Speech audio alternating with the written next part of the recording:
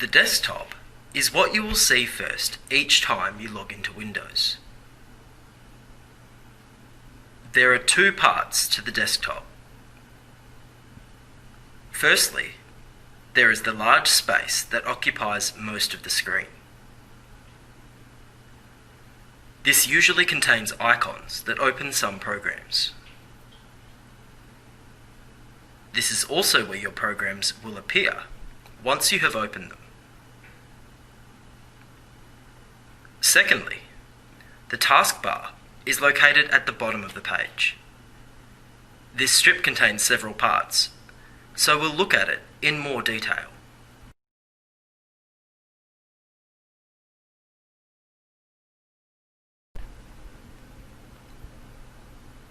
The taskbar is the thin strip at the bottom of the desktop. It contains a number of parts. At the left is a circle with the Windows logo in it. This is the Start menu, which we'll look at in a moment. Next are program icons, such as Internet Explorer, Windows Explorer, and Windows Media Player. Clicking once on any of these will open up each of these default programs. If you have any other programs open, for example Microsoft Word, you can see the icons for these along the rest of the taskbar.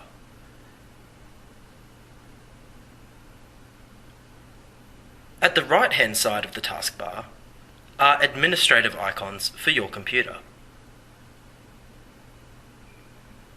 This icon here shows if you are connected to the internet. If you see a red cross here, that usually means you're not connected. Next, the speaker icon allows you to adjust the volume by clicking on it and simply dragging the volume button higher or lower.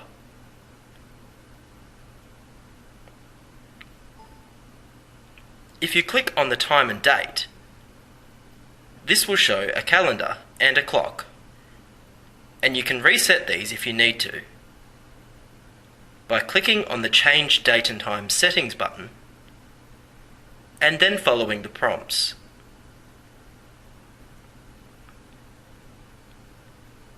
The last icon is a small blank rectangle that says Show Desktop. Clicking on this will take you back to your desktop, no matter how many programs you have open.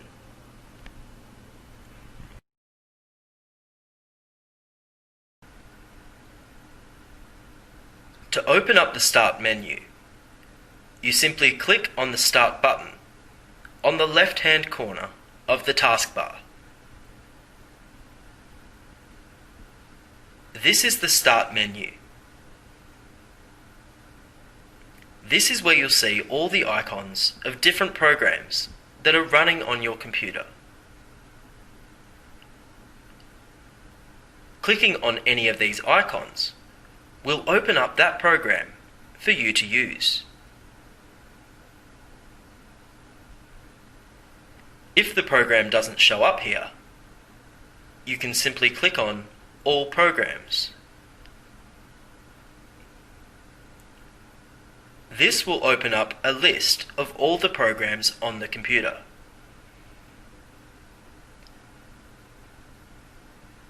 If you need to go back, simply click Back. There's also a search bar within the Start menu. This is where you can search for programs or for individual files on your computer. For example, if you need the program Paint, you can simply click in the search bar type in Paint, and it will bring up that program. All you need to do is click on the icon, and it will open the program up for you.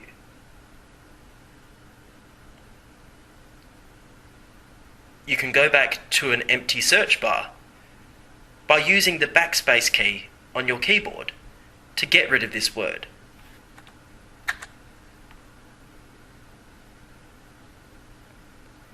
If instead you need to search for a particular file, and you know it has the word dog in it, for example, you can simply type this keyword into the search bar. Type in dog,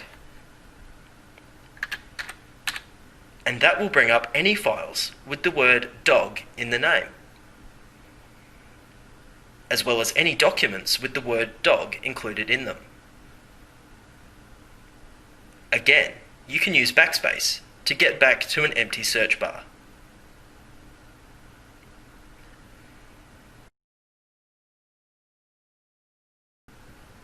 At the right-hand side of the Start menu are a number of important icons.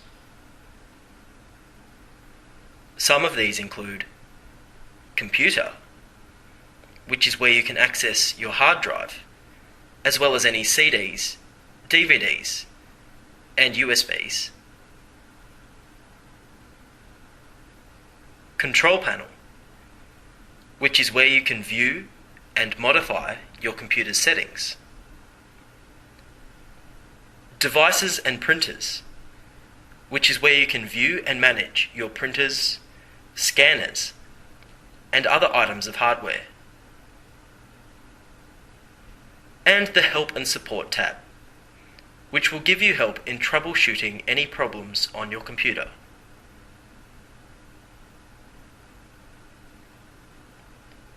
In the bottom right-hand corner of the Start menu is the Shutdown button.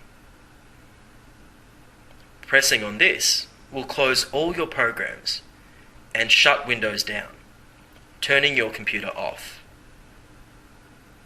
If you don't wish to do this, you can click on the arrow next to the Shutdown button, and this gives you some other options.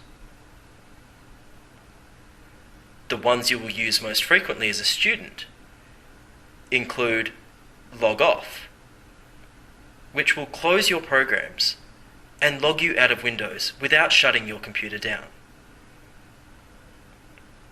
And Lock, which is where you can keep all your programs open, simply locking the screen so that nobody can access your information while you're away from your desk.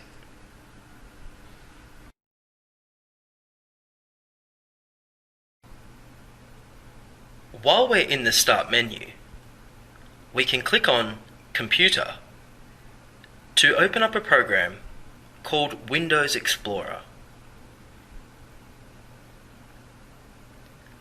Windows Explorer allows you to browse all the information and files that are stored on your computer.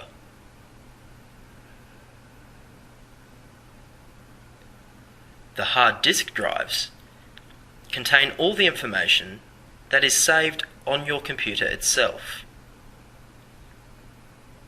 while the devices with removable storage contain information that can then be removed and transported to a different computer.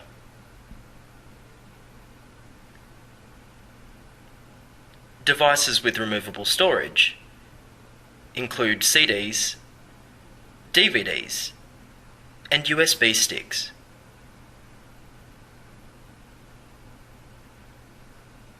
We can close this window by clicking on the X at the top right-hand corner.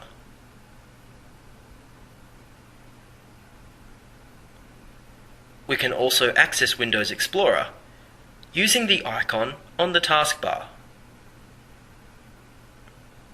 We simply click once using the left button on the mouse, and this will open up Windows Explorer. This is where we can access all our drives through the link for Computer as well as our libraries, where we can find the documents we've saved, as well as music and pictures.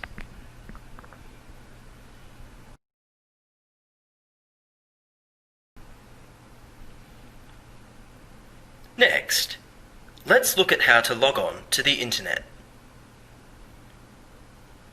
You can access the World Wide Web by using programs known as web browsers.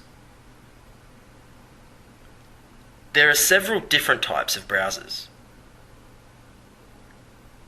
These include Internet Explorer, Mozilla Firefox,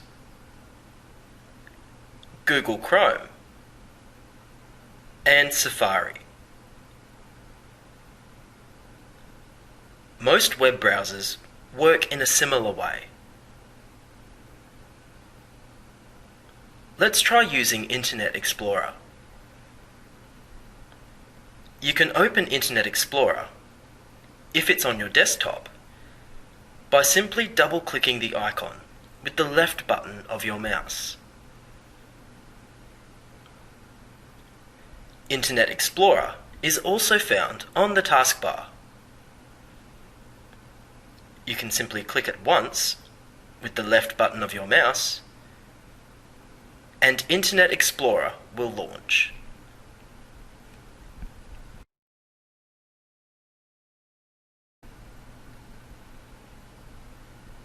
Once Internet Explorer launches, you'll be taken through to what's called a home page. This is a page that you will choose to be the first page you see each time you open the web browser. At ECU, the home page is always set to www.ecu.edu.au,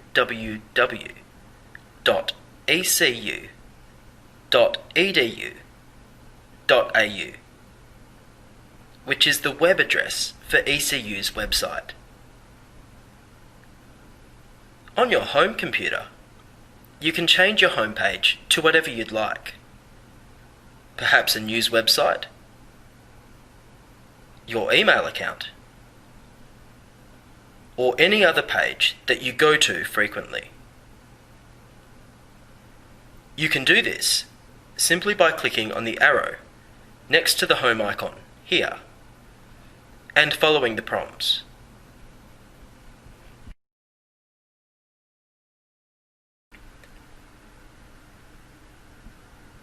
At the top of the browser, you'll see a bar known as the address bar. This is where you can type the web address of any website and then be taken directly to that site. For example, if we want to go to Google's homepage, we can type in the address here, if we know it, press enter, and we'll be taken through to that website. Let's try that now. We can click once here and delete the current address using the backspace key on our keyboard. We can then type in the address for Google's homepage, www.google.com, and then press enter on our keyboard.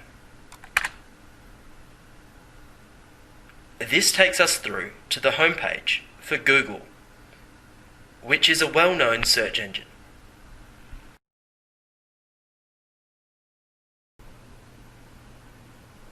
Once we're already on a website, we can add it to what's called a favorites menu.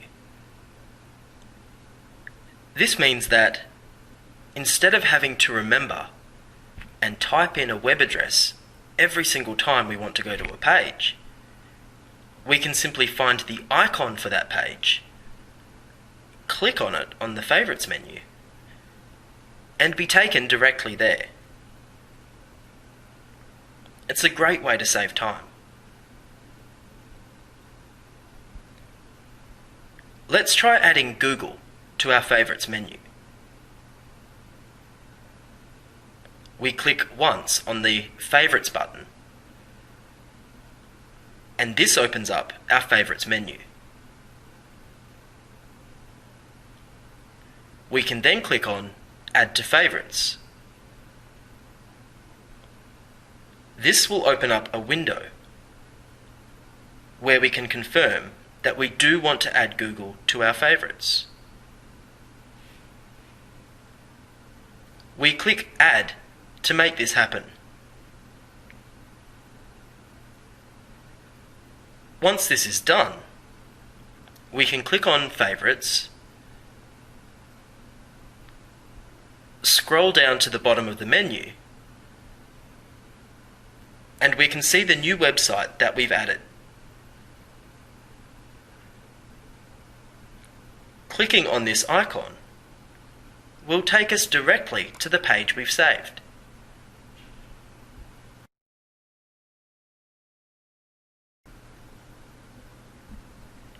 If we're on another website and we'd like to return to our home page, we can simply click on the Home icon, located along the top of the web browser. Clicking once on this icon will return us back to our home page. If we then decide that we'd like to go back to a website we've saved as a favourite, we can return back up to our Favourites menu, click on the link for Favourites, choose the website that we'd like to go to, and click on it to return to that page.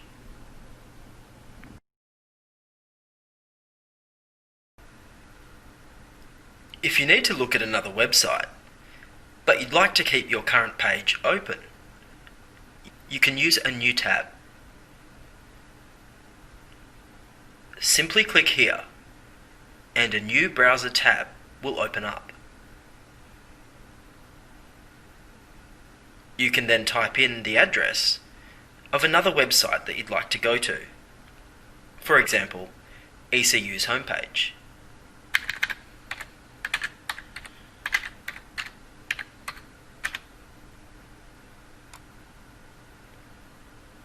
If you'd like to return to the page you were on before,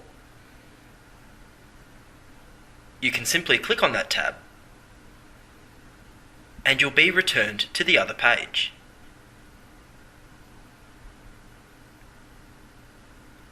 You can alternate between tabs as many times as you like, and you can have several tabs open at once.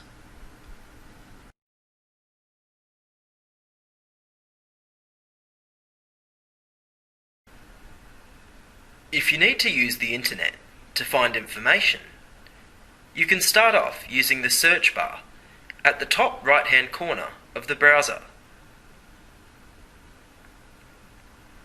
This search bar uses a search engine to scour the internet for results that will match the keyword that you type in. This browser uses the Bing search engine, which is one of many search engines, such as Yahoo Search and the world's most popular search engine, Google. Let's try searching for something. For example, if we need information on the Enlightenment, we can simply click once in the search bar, type in our keywords, the Enlightenment, press Enter on our keyboard, and this will bring up the best results that the Bing search engine can find.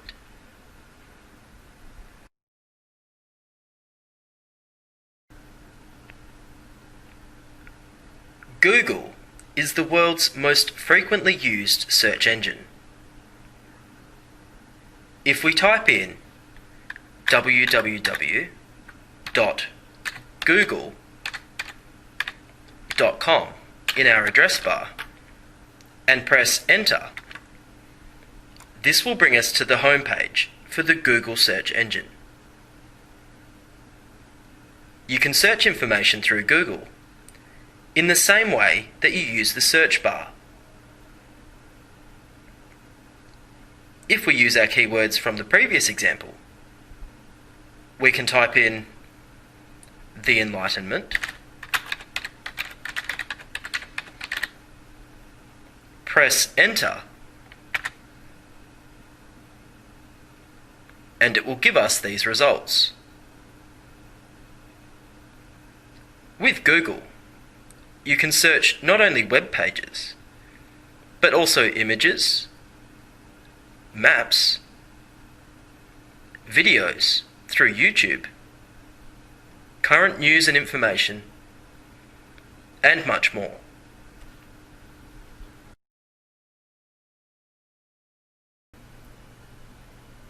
If your initial Google search doesn't give you the results you're looking for, you can scroll down to the bottom of the page and click on the link for Advanced Search. Advanced Search gives you the ability to narrow your search criteria, giving you more focused results. You can change what you're searching for, and you can also narrow your results by choosing which language you'd like results in, or which region you'd like results from. You can also search information by the time it was last updated.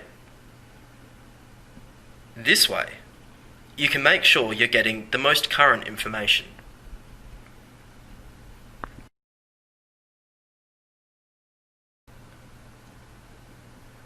Another useful resource that Google offers is Google Scholar. You can access this by clicking on the More tab at the top of the page. On the drop-down menu, select Even More. Once on this page, scroll down to the bottom. In the Specialized Search section, you will see Google Scholar. Clicking on this will take you through to the Google Scholar search bar. This is a specialized search that allows you to search peer-reviewed journal articles and other academic papers and books.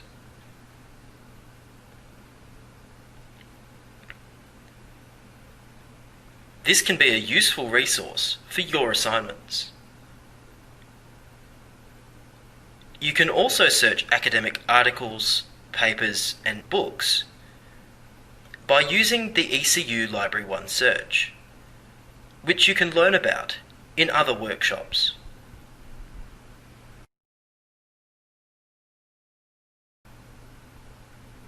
Next, let's look at how to locate and use Microsoft Office programs. These are the programs you will use to complete many of your assignments. You can find these programs by clicking on the Start menu. Once the Start menu is open, click on All Programs.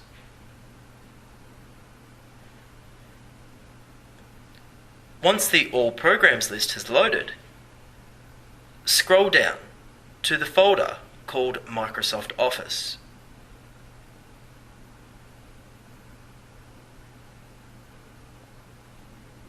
Clicking once on this folder will show you all the programs that are contained within it. The programs you will probably use most frequently at uni include Microsoft Excel, which you can use to analyze data with spreadsheets, tables, and graphs.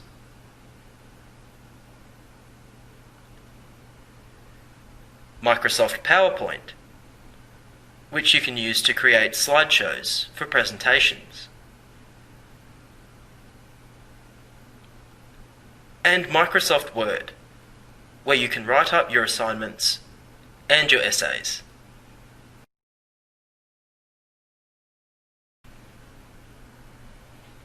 Let's open Microsoft Word. Clicking on the icon for Microsoft Word will open up a new document.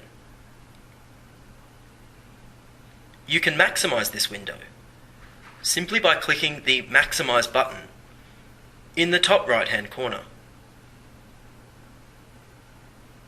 What you see is the blank page of a new document.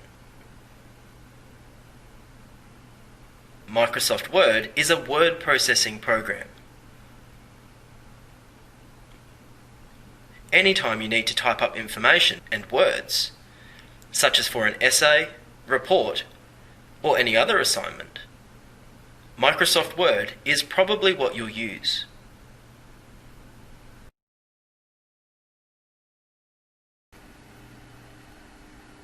When you start typing in Microsoft Word, simply click once to make this blinking cursor appear. The words you type will appear from this point. You can type using the keys on your keyboard. For example, to type the word "the", you hit the keys T, H, E, and you've typed the word. To create a space, simply press the space bar once. The space bar is the long, skinny blank key on your keyboard.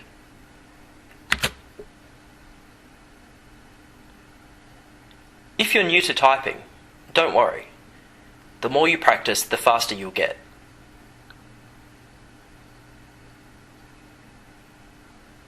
Let's try writing a whole sentence. For example, the quick brown fox jumps over the lazy dog. Let's try doing that now.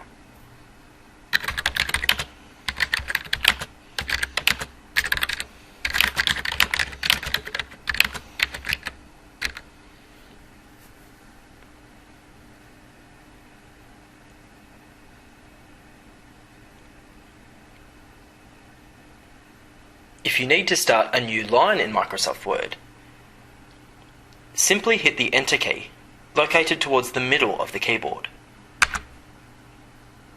This will return your cursor to the left-hand side of the page, and you can start a new line. You can press Enter twice to start a new paragraph.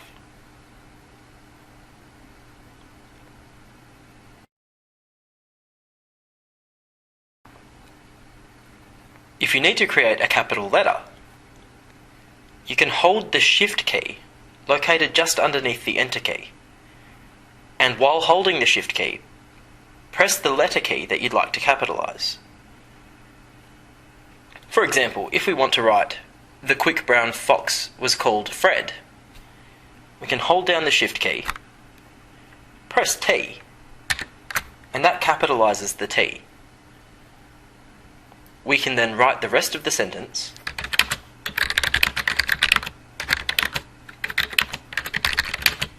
and when we get to capitalizing Fred's name, we hold down Shift and press the F key, followed by the rest of Fred's name, and a full stop.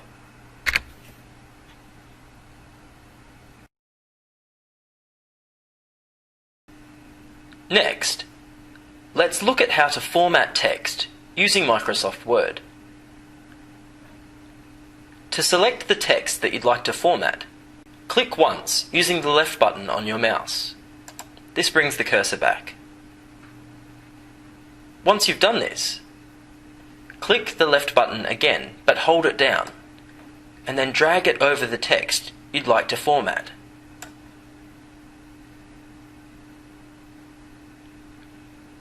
You can then use the formatting tools located at the top of the page. We'll go through some of the basic formatting tools so that you can get some practice. You can click on the arrow here to change the font of the text. That's the style or theme of the text.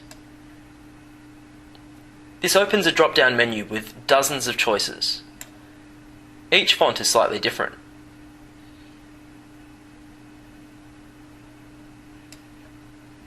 At university,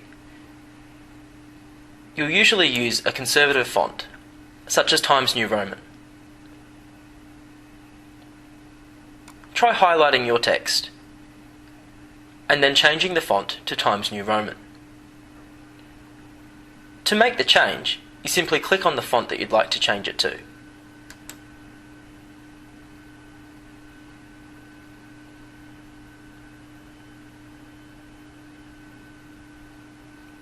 Once you've changed the font, you can also change the size of the text using this arrow here. Clicking here opens up another drop-down menu with several different choices. You can make the text tiny, or you can make it extremely large.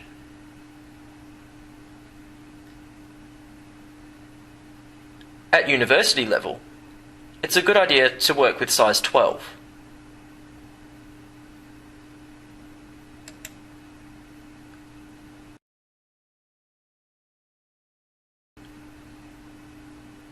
If you want to make a section of your text bold, you can click next to it and highlight it, and then move up to the formatting tools. Clicking on this B will turn your text bold. Let's try that now.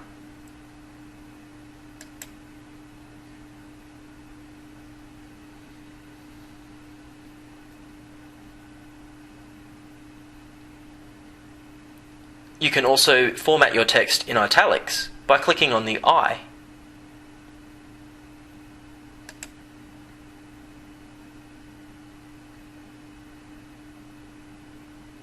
And you can underline the text by clicking on the U.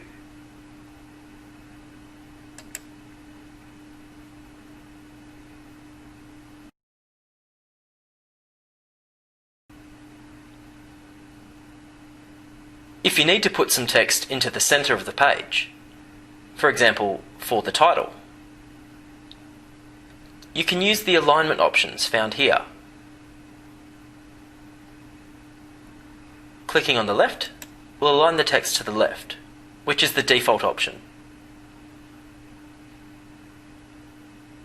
Clicking on Center will move the text to the center of the page.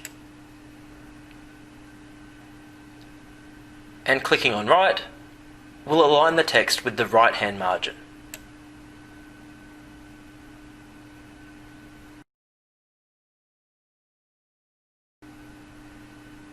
If you want to, you can also change the color of the text. Clicking here on this arrow and choosing a color to change the highlighted text to.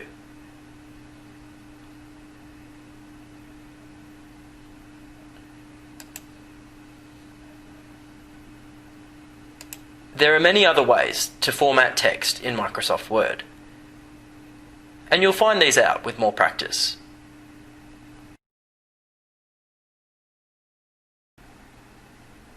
There are a few more basic skills that will help you when you start using Microsoft Word. These include finding text, copying text, and pasting text. Let's start with finding text. The find function is located near the top right corner, where these binoculars are. You can click on this to open up the navigation panel. Click once and then type in a word that you're searching for. For example, fox. This tool will highlight any mentions of the word fox in your document.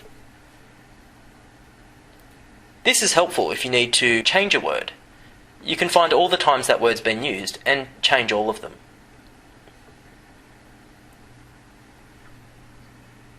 If we press the X here, that will close the navigation panel. You can also use the find function by using what's called a keyboard shortcut. This opens up the function without using your mouse. You can open up the find function by locating the control key on your keyboard. This is just below the shift key. Hold down the control key, and while that key is held down, press the F key. As you can see, this opens up the find function.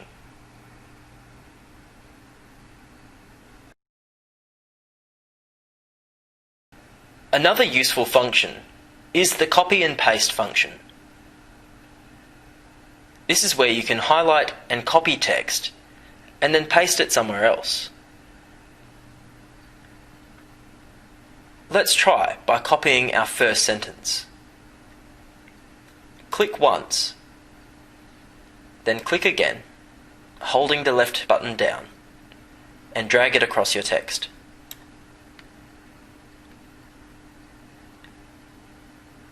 Move your mouse over the highlighted text, and then click the right button on your mouse.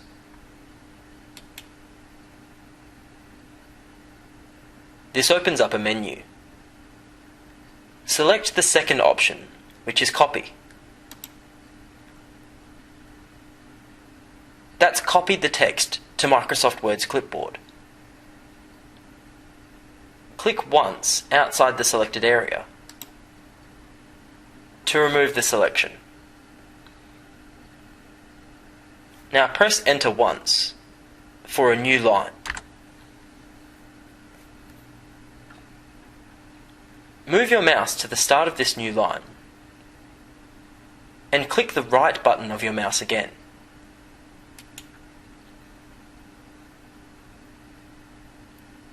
You'll see there's no option for copy, but you can paste. There's several options. Select the one with the letter A to paste text and click on it. This has duplicated your entire sentence. And you can repeat this as many times as you like.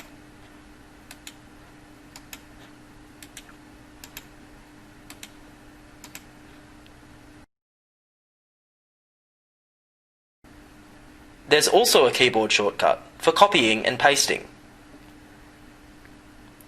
To copy text, you can highlight it, then hold down the control key and press the letter C. To paste the text, simply click elsewhere, hold down control again and press V.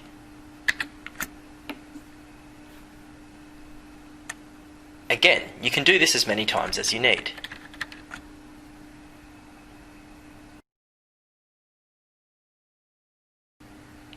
There are many more useful functions within Microsoft Word, as well as many more keyboard shortcuts. You can find some of these on the handout that you've been given today. You can also search for them on the internet.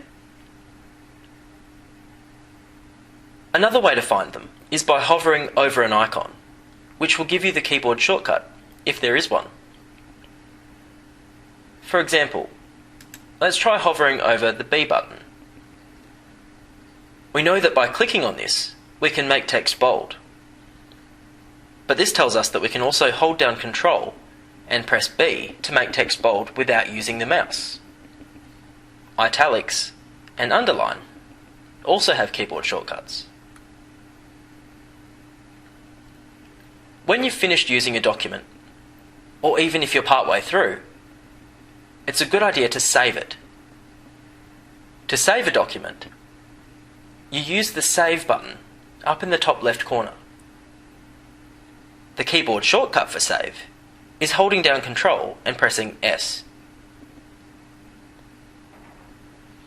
If you need to print the document, you can click on File, move down to the Print option here and click on it. And then click this Print button to print the document.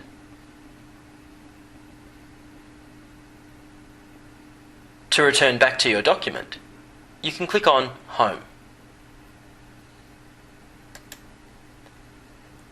Once you're finished in Microsoft Word, you can close the document by clicking on the X in the top right hand corner.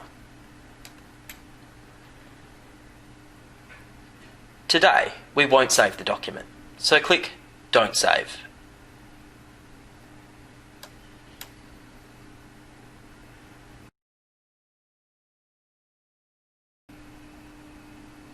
When you've finished using your computer, remember to log off. You can do this by clicking on the Start menu, moving to the arrow next to the Shutdown button, and clicking Log Off. This will close all programs and log you out of Windows until next time.